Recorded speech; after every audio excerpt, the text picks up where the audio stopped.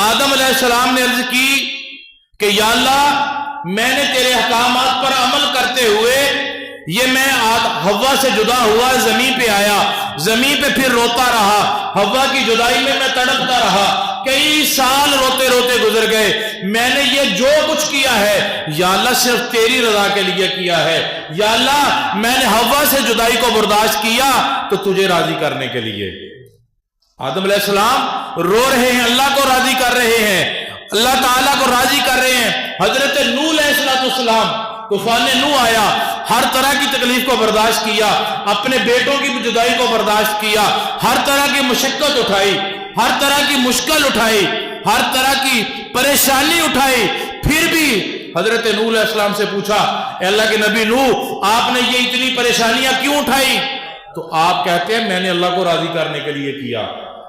نوح علیہ السلام پریشانی اٹھا رہے ہیں اللہ کو راضی کرنے کے لیے۔ حضرت ابراہیم خلیل اللہ علیہ السلام اللہ تبارک و تعالیٰ کی عبادت کرتے رہے، اپنے بیٹے حضرت اسماعیل ذبیح اللہ کو مکہ کی وادیوں میں اپنی بیوی اور بیٹے کو ایک ویران علاقے کھنڈرات میں پہاڑوں کے درمیان چھوڑ کے آ گئے۔ کہا کہ ابراہیم خلیل اللہ علیہ السلام آپ نے اپنے بیوی اور بیٹے کی جدائی کو برداشت کیا تو کس لیے کیا؟ کہتے ہیں میں نے یہ معاملہ اس لیے برداشت کیا کہ میرا رب راضی ہو جائے،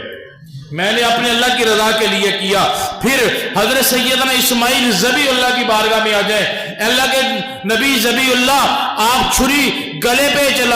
چلوانے کے لیے تیار ہو گئے، اس کی وجہ کیا ہے؟ کہتے ہیں یہ میں نے اللہ کی رضا کے لیے کیا۔ پھر اسی طریقے سے آگے آ جائیں، حضرت سیدنا موسیٰ کلیم اللہ علیہ السلام، اللہ تبارک و تعالیٰ نے ان کی ڈیوٹی لگا دی، زمین پہ پھرتے رہے، ایک بندے کو تلاش کرتے رہے، آخر کار وہ بندہ مل گیا، اس بندے کے ساتھ گفتگو کی، محبت کا اظہار کیا، پوچھا اے اللہ کے نبی کلیم، اے اللہ کے نبی کلیم موسیٰ آپ بتائیے آپ نے یہ اتنے لمبے سفر کیے، جنگلوں میں پھرتے رہے، علاقوں میں جاتے رہے، اس کی وجہ کیا تھی؟ تو موسیٰ علیہ السلام بھی کہتے ہیں کہ اس کی وجہ یہ ہے کہ میں اللہ کو راضی کرنے کے لیے کرتا رہا۔ حضرت عیسیٰ علی نبینا اللہ کے روح ہیں، عیسیٰ علیہ السلام وہ نبی ہیں جو ماں کے پیٹ سے نبینا پیدا ہو جائے اس کی آنکھوں پہ ہاتھ پھیرتے تھے، آنکھوں کی روشنی واپس آ جاتی تھی، فالج کا مریض آتا ہاتھ پھیرتے شفا آ جاتی، کوڑ کی مرض والا آتا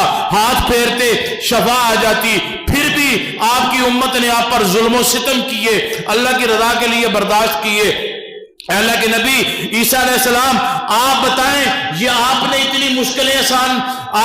مشکلیں لی، آپ نے آسانی کے لیے دعا نہیں مانگی، اس کی وجہ کیا ہے؟ کہتے ہیں میں یہ کرتا رہا کہ میرا رب مجھ پر راضی ہو جائے۔ کم و بیش عرض کی مولا تو راضی ہو جا، گویا 1,24,000 انبیاء مرسلین آئے، عرض کی مولا تو راضی ہو جا، لیکن سنیے آدم علیہ السلام کہتے رہے اللہ تو راضی ہو جا، نوح علیہ السلام کہتے رہے اللہ تو راضی ہو جا، حضرت اسماعیل ذبیح اللہ علیہ السلام کہتے رہے مولا تو راضی ہو جا، موسیٰ کلیم اللہ کہتے رہے یا اللہ تو راضی ہو جا، حضرت عیسیٰ روح اللہ عبادت کرتے رہے، مشقتیں اٹھاتے رہے، کیوں کہ اللہ راضی ہو جائے۔ آج بندے نماز پڑھتے ہیں کہ یا اللہ تو راضی ہو جائے، ولی اللہ تہجد کے وقت اٹھتے ہیں، اللہ کے دوست تہجد کے وقت اٹھ کے تہجد ادا کرتے ہیں، نفل و نوافل ادا کرتے ہیں، اس لیے کہ رب تو راضی ہو جائے۔ رب قرآن کے اندر کہتا ہے اے محبوب ہر بندہ یہ چاہتا ہے، ہر نبی یہ چاہتا ہے، ہر ولی یہ چاہتا ہے کہ مولا تو راضی ہو جا، میں خدا چاہتا ہوں سونیا محبوبہ تو راضی ہو جا۔ خدا کی رضا چاہتے ہیں دو عالم، خدا چاہتا ہے رضائے محمد، ہر بندہ یہ چاہتا ہے۔